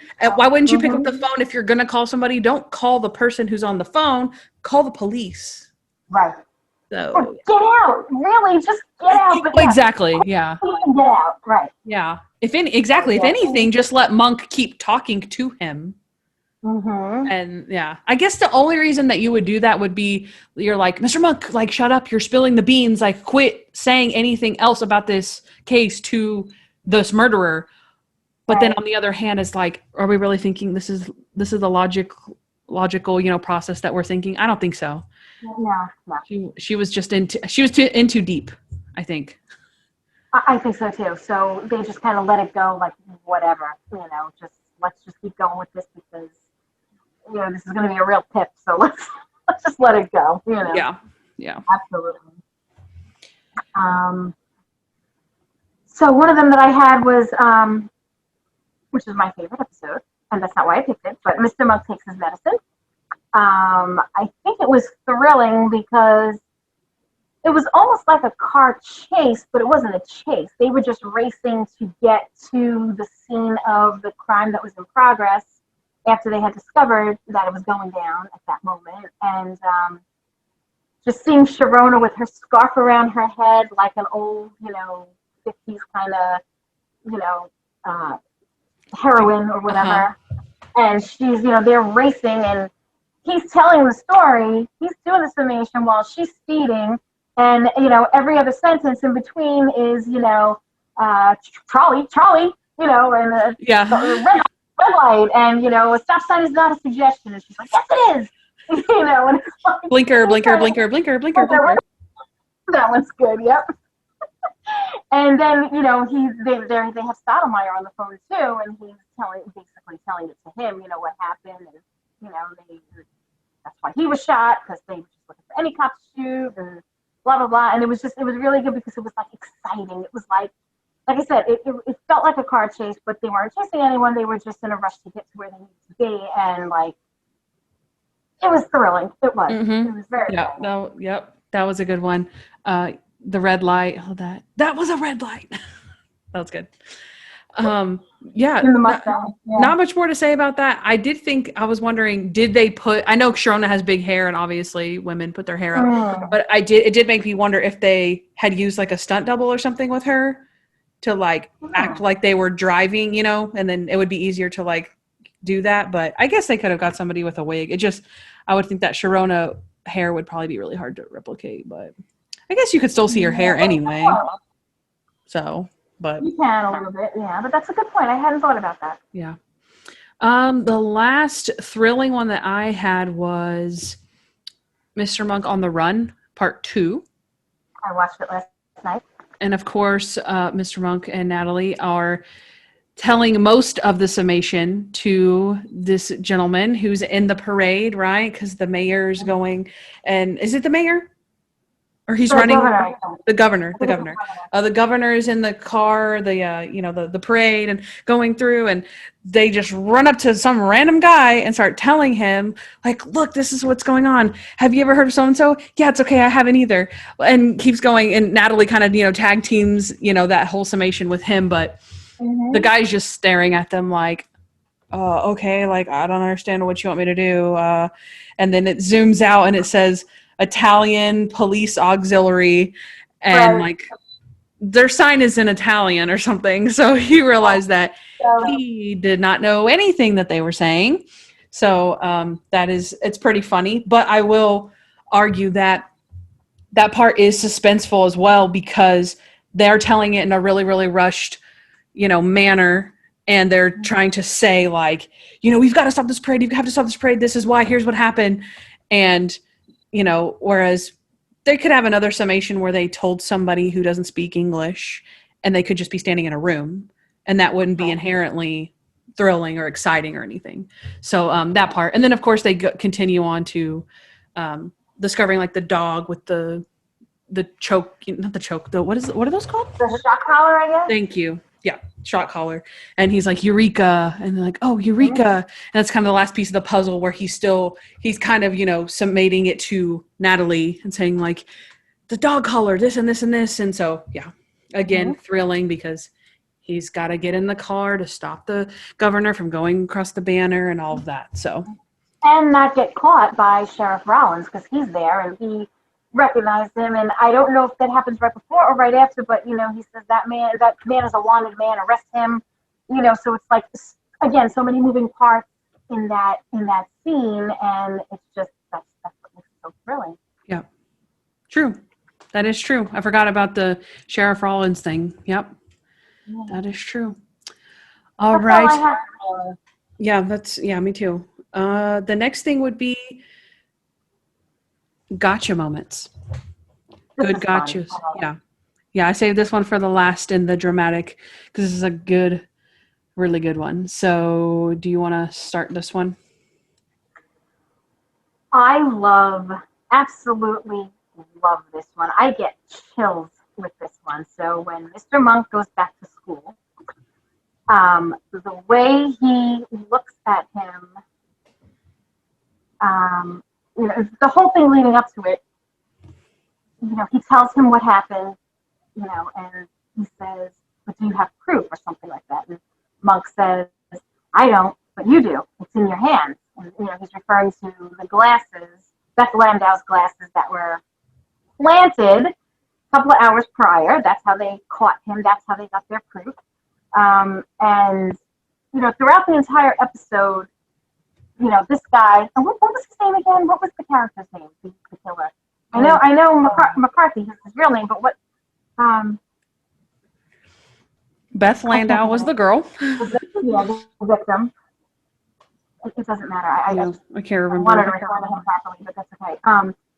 But the whole episode, he keeps telling Monk that, it doesn't, like, basically, in a nutshell, that, it doesn't matter unless you can prove it. Nothing matters unless there's proof. He's a science teacher, and nothing else matters, So, of course, then at the end, when he has nothing to say because he's been busted, then Adrian comes back and says, QED, I think it's quote demonstrata, thus it is proved. And he just walks away like a boss. I mean, it's like mic drop. It's like drop every mic that is, because it was just like, oh, like, yeah, you son of a, one of those things. It's just like, I saw this episode, I watched it recently, one day last week, and basically, I had it on just for company while I was doing stuff around the house, and I stopped what I was doing at the very end to come in and just watch that one part when he says, thus it is proved, and he just, like, the look on his face, he's just like, and he just walks away. And every time I see him, I'm like a boss. Yeah. Yep. Mm-hmm. Yep. That one, yeah, I think you hit all the points on that one pretty much because I just had, his quote QED at the end, and the setup was really good. And how he's like, he tries to pull that baloney where he's like, oh, these, I found them in the roof. Yeah. And he's like, we just planted this there, you idiot. Like, why are you, like, stupid? Yeah, and obviously this is it's even more sweet because Monk had doubts that this guy was smarter than him. Mm-hmm. And this just totally blows that out the window. Like, yeah, no, you thought, oh, I got it on the roof. Oh, yeah, idiot. Absolutely. Yeah. Absolutely. So yeah, that was a very good gotcha moment. The next one I have is Mr. Monk and the Psychic. So this one is kind of a longer summation where it starts off with Stoudemire and Sharona and Monk down like by the crime scene, but the real gotcha moment of it is actually whenever they go to the killer's house, and they have Dolly the psychic, and she's like trying to vibe where this Ginny something. Not Ginny Mandeville. It's a different character. Yeah, it's Ginny something. Yeah. And so they're trying to figure, she's trying to vibe with her or whatever. And of course, it's all a setup. The girl's really not dead, which is like the most elaborate thing ever, that this woman is painted up dead in a hole, which is really cool. But I love that Monk starts trying to, he's baiting him, and he's like, what? Hey, how did she do this? And Monk's like, she's psychic. She knows everything. And it's like, no, she's a fake. And Monk's like, she's not a fake. He's like, yes, she is. Well, she's found your wife's body. He's like, no, she didn't. I drove her there. And he's like, I'm sorry. What he said? Said what? And he's like, his name is Harry. And he's like, he's like, I have nothing to say. And Monk's like, that's quite all right. You've said enough. It's like, oh, snap. Yep. We have so many alternative names for this segment. Like a boss. Oh, snap. Oh, snap. That's a good one too. I like the part earlier that you hit on. The first part where it starts with Leland and Monk and Sharona down by the crime scene, and I like how Stoudemire tells Sharona to take a break, so she walks away, and then they get into it, and Monk is saying, well, he couldn't do certain things, like he was just gonna say, hey, dig over there or whatever, and he had to arrange for someone to find her. The way Monk says that, that Harry Ashcombe had to arrange for someone to find her. Like, that's the summation.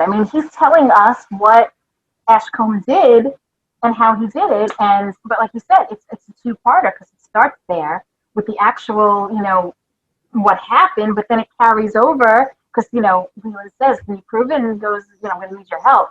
And the next scene is the continuation of it, where he's proving it and he's actually telling the remainder of the story. So it's like that was very well done too, I think, and definitely a gotcha, like a boss. Those steps. Yep, for sure. Definitely. Yeah, I like that one too.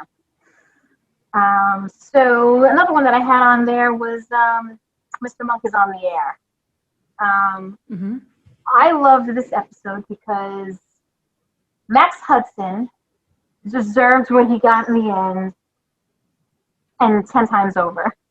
Number one, he killed his wife, but number two, just the way he treated Monk and the comments and about Trudy with I don't even want to get into it. Those who've seen the show know exactly, and those who haven't, doesn't matter.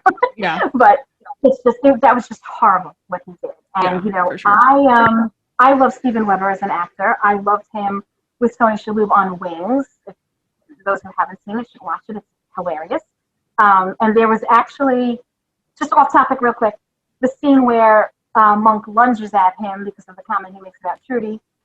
Reminded me of a scene in Wings because their characters, Tony Shalhoub's character, Antonio, liked a particular girl, and Steven Weber's character, Brian, liked the same girl, and Brian ended up hooking up with this girl, so Antonio was upset. So when he found out, it was a very similar scene where he lunged after him and took him down.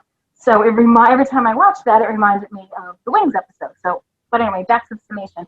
I wonder if they would. I wonder if they remembered that as well, and like something similar, because Right. Monk has never done that before. That's true. So That's maybe. true. They may have reminisced about that and wrote it in or something. You're right. Yeah. Or yeah. Good Yeah. I don't know. A little fan theory there. point. But just the summation itself was just your average summation. But then when he says, "You're not laughing now, are you?" Yeah. Welcome to the club. Yeah. That was it for me. That was another like a boss moment. It was. Yep, for sure. And I will argue that there is something different going on during the summation, because we have the dog trick while he's telling everything. They're like, "Go, Eureka," and then the dog is going up thing, and then it's like, and I love that too, because I don't know if you've ever been to like SeaWorld or something where they have like the dogs, or they have like all the rescue animals put on performances and stuff, and those animals are, I mean, they're smart like that. I not that it wouldn't take time to teach a dog to do that, but that dog, I guarantee you he did that. What I mean? Yeah. Like he did that. Like he could, even if they pieced it together, he could have totally done all of that, because he did. He like kicks the flute, he kicks the door closed behind him. Like that was real. So yeah, I'm impressed by the dog. Other than the gotcha moment, I'm impressed with the dog. That's a great point. And I think it was a Jack Russell. The dog was the breed, and there my aunt had one of those for years, and he was a smart dog. So absolutely, he did all that. I know for sure. I agree with you on that. Yeah. But that's a good point. Yeah, the dog. I like that. Good. See, the last gotcha moment that I have here is Mr. Monk and the Astronaut. Yeah. This one stood out to me actually for the running summation, right? Because they figure out that it's about the doll, and he's going to take the doll into the aircraft and drop it somewhere over the ocean or whatever. And Monk and Natalie are running through the air base, and he finds the missiles and he starts messing with them, and she's like, "Mr. Monk, what are you doing?" And he's like, "I don't know, just help stop me." It's so bad. For the love of God. Yeah, for the love of God, I don't know. And yeah, so they're running through, and I don't know if you remember the gotcha moment a little bit better than I do. He's in the aircraft? The astronaut is in the aircraft. The gotcha moment, if we're talking about the same thing, was the very end of that scene when the nose of the plane, I'm not sure what that was on the end, but it was definitely something pointy that could kill. And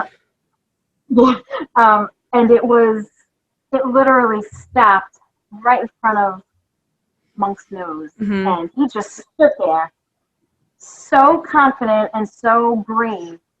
And again, it's similar to the On the Air episode, where all along this guy has been, making fun of him and putting him down and taking away his confidence and making him feel, less than whatever. And he even, like Adrian says, I'm not a man, I'm a wuss. I'm a wuss, he says, And then at the end, when he's nose to nose with this thing, and it's just like, you could see it in his face that he's upset, like he's almost on the verge of tears. He's nervous, he's scared, he's, whatever. But at the same time, he's proud and he's strong and he's, relieved that it's probably over. And then, the astronaut gets out of the plane, and as he goes down, he just stops and looks at Monk and just like does one of these like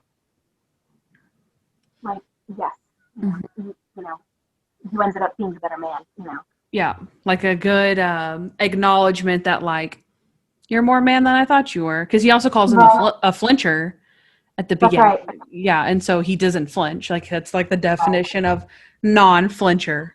So yeah, that's a good one. I didn't have any other ones for gotcha unless I missed something. No, I didn't either.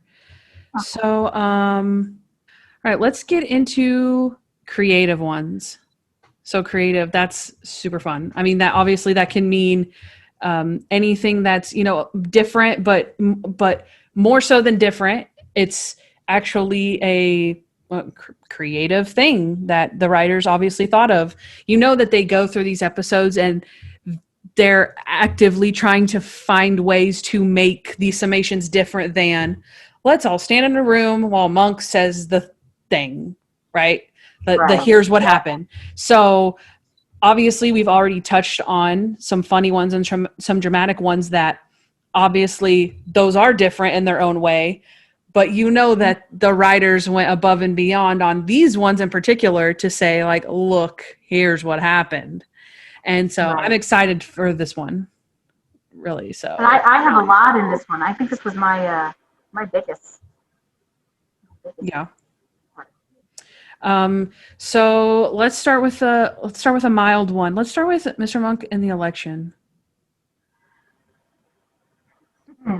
Okay, so this is obviously they're in the parking lot. Was it Monk? He solved the case. Is that what he solves the case? And they need to get his keys back, to get Natalie's keys back. And so they're in this parking lot, and these two jerks won't give the keys back unless they pay them their $10, which is understandable. But then again, it's a police emergency. I'm giving you my purse. And so Natalie swipes the keys, and then they steal them back from her. And they're playing keep away, like, oh, jumping up. And she's like, dang it, really? Like, guys, immature. And then Monk is like, wait a second, because it's been established in the episode at the beginning that he was the master of keep away, even though. I like when he's cracking his knees to get ready to go in. That kills me. Yeah. And then so then obviously they start playing keep away. Do you have anything about this one? No, I was just going to mention that it had been established earlier in the episode, and which that scene was funny too. But and when I was a kid, we called it Monkey in the Middle. I don't know what you guys called it. I don't know if it's Monkey in the Middle. Yeah. Okay.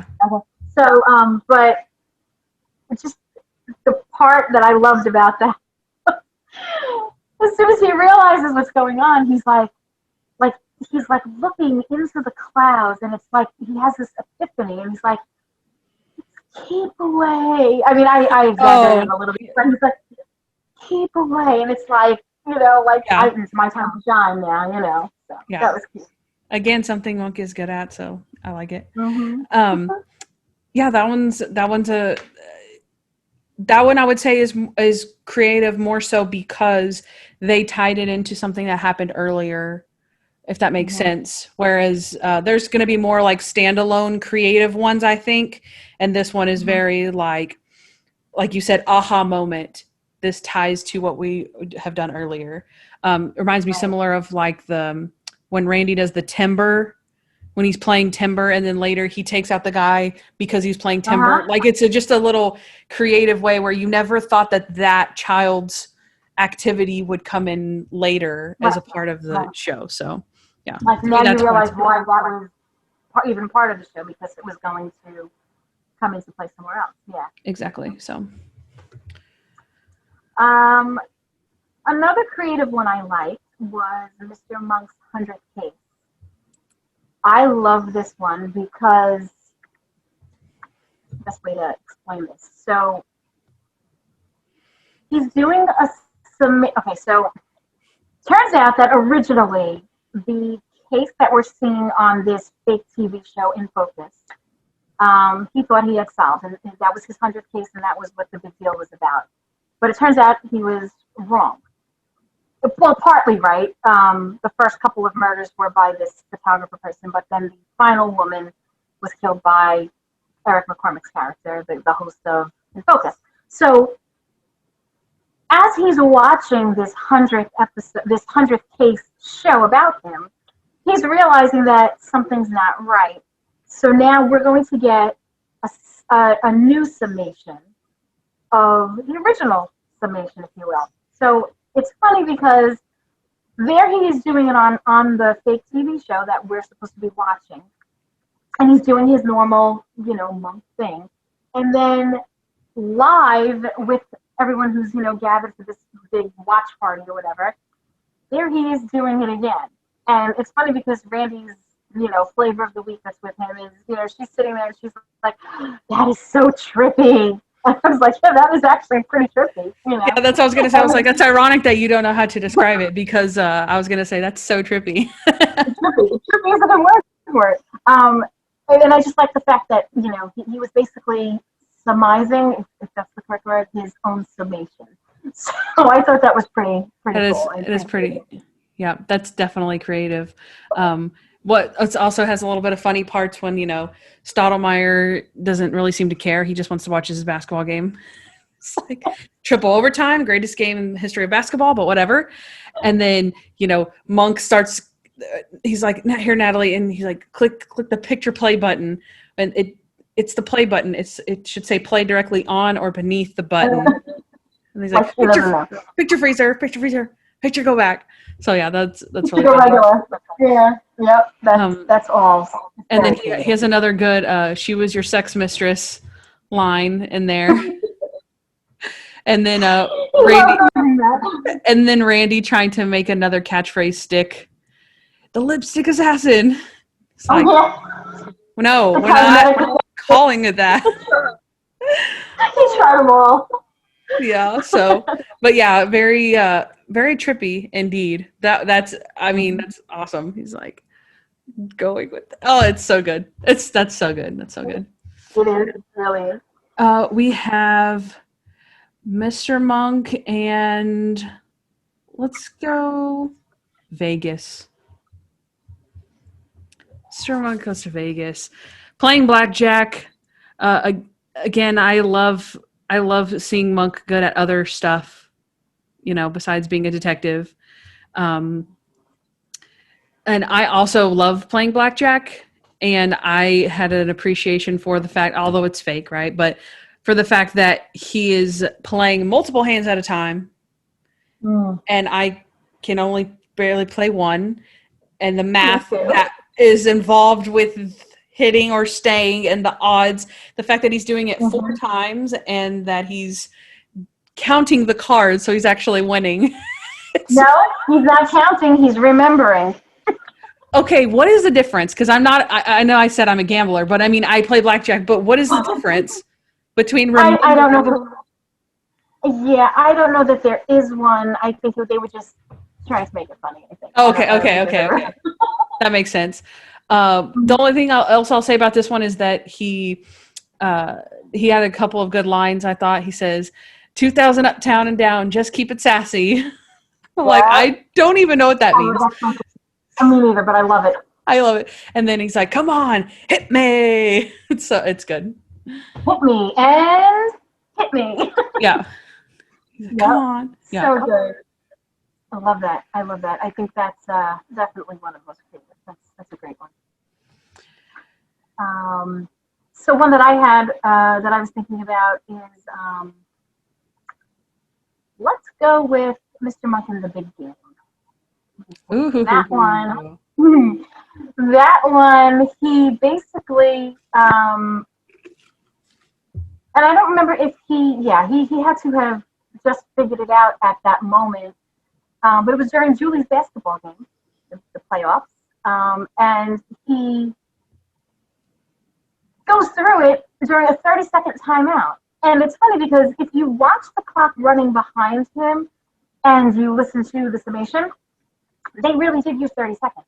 Like, it wasn't like, there was nothing like doctored about it. It wasn't like, well, they implied that it was a 30-second timeout, but for the purpose of the show, it really took him like 42 seconds to do it. No, it was 30 seconds. I mean, they really like did it properly. It was authentic. So I thought that was very creative because you see this running clock behind him, and he's telling it. And I believe Natalie is in the mascot costume, and it's just. I thought it was very creative. It was different. It was very different than any other. Yeah, I would count this as a time where they're almost poking fun at a summation, a little, just a little bit, where it's like, okay, but I want to tell you the summation, but I'm coaching the girls, so I can't right now. But he's going to get away, and then he's like, okay, wait, time out. And he comes in and they're like, you got 30 seconds. Okay, blah, blah, blah, blah, blah. 20 seconds, blah, blah, blah, blah, 10 seconds, blah, blah, blah. Okay, and done. Right, exactly. And it was really good. Yeah, and I think Noah pointed out that it was, they had smush, like how our screens are right now split. They had smushed it together where the black and white was on one side and Monk was on the other side. Instead of like overlaying them, they squished theirs almost like they didn't know that they were going to put them next to each other when they shot it. Because you can tell everything is squeezed. It's not just like a nice picture. So I wonder if they thought that was important to show that continuity, that look, we're not cheating. He's actually telling this in 30 seconds. Yeah. So, that was outstanding. That was good. Yeah, very creative. I'm going to go with, let's go with Little Monk. This was a good double summation. We've had, a double summation already, but in a totally different way. Randy and Monk tell the other one at the same time, and this one, like at the exact same time.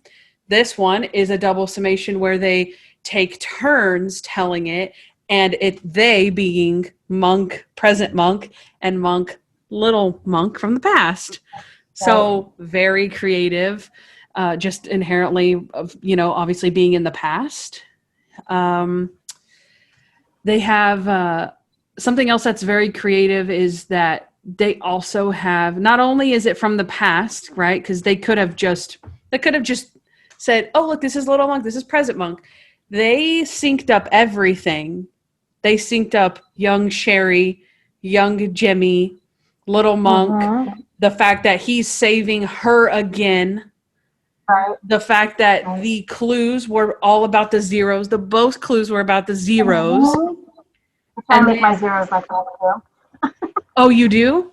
I put a line through them. That's years of banking and accounting that I did that. Yeah. That's funny because Noah said, my dad writes zeros like that. And I was like, no way. And he's like, yeah. He's like, there's no way. Tons of people write zeros like that. And I argued with him. Yeah. So no, I do. I will let him know that as well. That's funny. But yeah, and then she ends up giving him the same flower at the end. Mind blown. Mind blown, right? Exactly. Yes, that was very good. I mean, I would love to have been in the writer's room when they were writing some of these episodes because they must have had a lot of fun doing it. I can only imagine how much fun. And how much did they struggle, or are they just that good? You know what I mean? Like, wait, we could do this, or isn't that? Or if they're like, yeah, let's do it, all in. I'm going to say that they struggled, but only because they were that good. They probably struggled because they had too much good material that they didn't know what to cut out and what to keep. That's just how I feel, but yeah, no, they're outstanding. Yeah. So how about Mr. Monk Falls in Love? That one, it's not one of my favorite episodes, but the summation stands out to me because the killer, and I don't remember her name, but it was the mother of the woman that Adrian had fancied throughout the episode. And it was different or unique to me because the killer, was creative. It was creative in a sense that they had her basically confess to it, but in her native language, which I think for the show might have been a made-up nationality. I don't remember. I think it was Polish. Or maybe it was a made-up nationality. Maybe it was a made-up nationality, but the language was Polish. I think. Okay. I honestly don't remember where I got that from, but I wrote it down. But I don't remember where I got it. So they had her tell it in that language, so practically none of us understood, but we see the black and white flashback of what happened, so we know. And I thought that was pretty creative because as far as I know, that was the only episode where the killer basically told it, gave the summation themselves. So, I mean, we've seen instances where they confessed or they were set up and caught, which we talked about, but this, she actually did the summation. So. Yeah. And obviously I think it's the most creative because of the language barrier, but also it was a very sweet episode and there was no language barrier when they showed it on the screen, and the fact that the pieces had already kind of been laid out for you. I think because the girl had confessed, right? Like she had confessed, like, oh, I did it. And then so they were like, look, you were covering for your mother and here we go. So instead of it, of her being the one that's in the cab, now the mother is in the cab. And so, yeah, is creative in that, emotional way. And that the fact that you didn't need her to be speaking English to get it. So, right. That's a good one. All right, let's do, where am I at? Scrolled too far. Mr. Monk and the Rapper. Okay. Rapping summation. Inherently clever, right? They've had other guest stars, and they've had like Willie Nelson, Meatloaf. No one else has used their talents quite this way. So I thought that in itself made it very creative. I would assume that Snoop Dogg wrote that rap, but I couldn't tell you for certain. That's what I would think, right? He wouldn't want to put his name on some, weird rap that he didn't make up, but also he didn't make up It's a Jungle Out There either. So it's like, if you're an actor, then maybe you don't. I don't know. That's just some speculation there. But I also like this one because of its length. It's very entertaining and it's lengthy, and like so much that you kind of immerse yourself into it. It's not just like a one-liner, or a couple of bars where he's just like, man, you got set up. And then it's, you know what I mean? It's very like, here's what happened. And it shows, it's exactly like a normal summation, but it's wrapped. Right. Very good. Right. It's very good. It's wrapped by, and it's told not by Monk and not by the guilty party. It's told by a third party, which is also very good. Yep, that's true. Yeah. Very true. Yeah. It was, even the episode, the theme song, like you mentioned, that being wrapped, so that at the end, that summation didn't come as a total shock, like, oh, what, now we're going to see, Snoop do this? No, we already knew that he was going to have some kind of music involvement in this show, so, here it is. So that was Yeah. So one of the other ones that I had was Mr. Monk and the Earthquake. Yep. I like that one. Another language one. In a way, yes. Yeah. Yes, in a way. Because he has that because of what happened moment, and he's on the phone with Leland, and he's telling him in the gibberish whatever that he lapsed into after the aftershock, because we saw earlier in the episode that the earthquake caused, I think Kroger referred to it as a dissociative episode or something like that, and usually it goes away and blah blah blah, but the aftershock caused it to happen again at the precise moment when he was going to tell Leland what happened. So I thought that was really cool. Yeah, that is definitely a point of creativity. That again, something that they talked about at the beginning, where he snaps out of it and then he snaps back into it right when he's going to tell it. So we get the famous gibberish summation. That's really good. And also nobody sums up the case. Like nobody like says, I don't think, here's what happened. That's just in gibberish. No. Right. It's just in gibberish. So there was no translation on that one. And it wasn't sweet like Falls in Love, where you're like, oh, no words needed to be said. You're just like, right. All right, that was it. It was gibberish. Okay, got it. Yeah. So we have Mr. Monk Takes a Vacation. This one was interesting. We have Detective Bronwyn, where she's kind of in on the explanation too, as far as when they're actually talking about how the maids stole all the information and they're sitting outside on the patio. So she gets a little bit in on it too, which is a little different. But of course, the creative part is the silent summation, where they're going to leave, and what do they say? Like, goodbye, Mr. Monk, or something like that. And they're all snooty about it. And then they drive away and then come back. And Monk is like, I got it. And he just walks over there and he shows the picture of the suitcases. And he's like, 1, 2, 3. And then he points to where they are now and points at the, stage. And he's like, 1, 2, 3, 4. And so then those maids are like, yeah, her body's in the trunk. So very creative. Yeah, very creative. Tony Shalhoub looks absolutely adorable in that episode. I just figured I'd throw that in.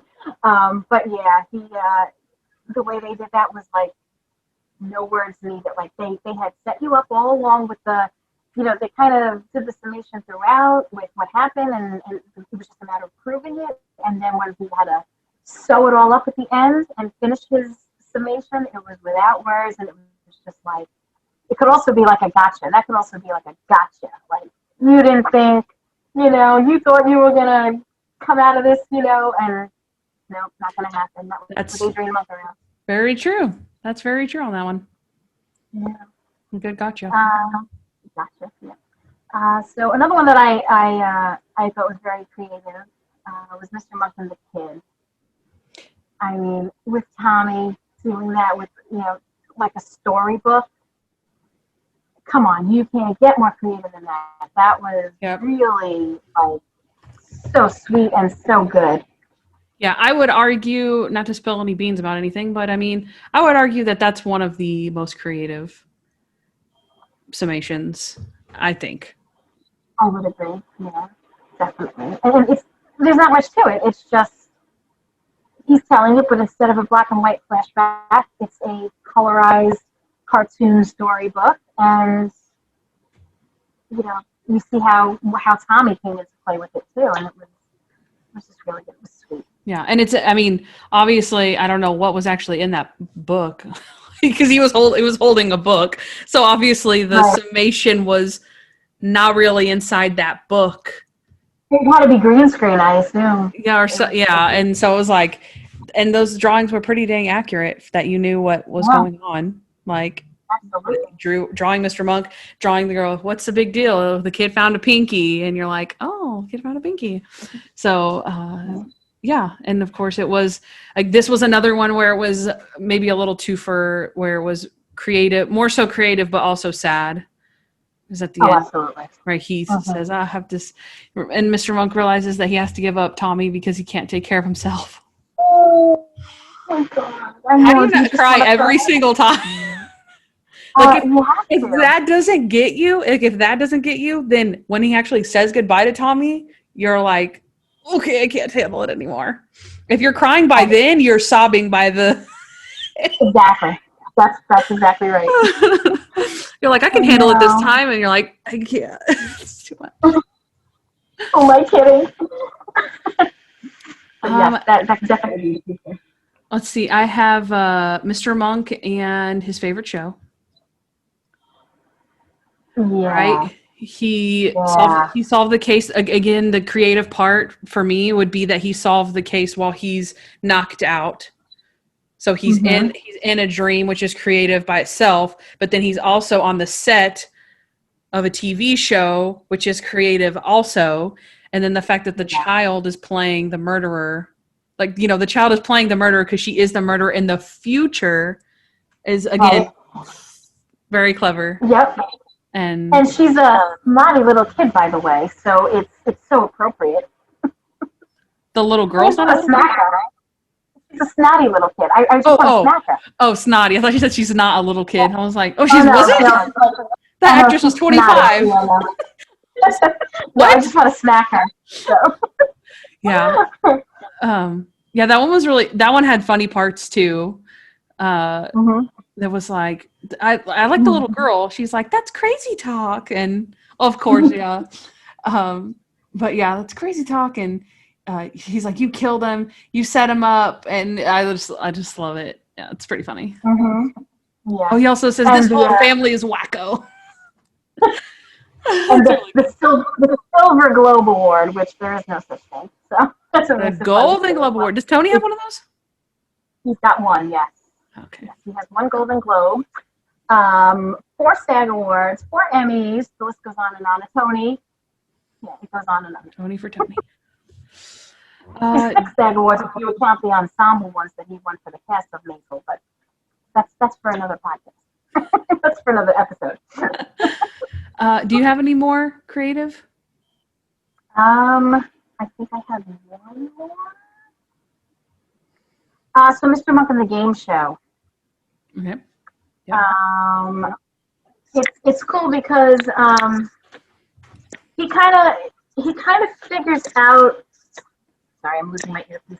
He kind of figures out what's going on as the game is going on, as you know, throughout the game. But then it's the how I think that he's trying to figure out, and then it's just like, oh my God, I realized it, you know. And then the game, similar to Who Wants to Be a Millionaire, has a phone a friend option for you know, people who make it to the bonus round. So he had to get into the bonus round, so he had to step up his game so that he could do this phone a friend thing. And he actually calls Val Birch, the one who was. It's funny because this one is also has like 2 stories. It's the original. First of all, he's called in to figure out how they're cheating, and that's what the summation was kind of about. The aha for Adrian was at the very end when he says that he thinks they're guilty of more than just cheating. Ooh, that is very. So, which I did not realize when I had first gone through the episodes to prepare for this show. But yeah, he figures out how they cheated, but then he realizes that there's more than just cheating, and that's what he kind of does in the summation, and that's pretty cool. That's pretty creative. Nice. That is very. I didn't even catch that. I didn't realize that at first either. It actually just dawned on me now. Oh, nice catch. Excellent catch. I think that is it. You have reached the end of part 1 of our Here's What Happened episode. Make sure you check out part 2, because when we come back, we are kicking it off with a very special junk time and finishing up with our favorite summation countdown. So come back for it. You'll thank me later.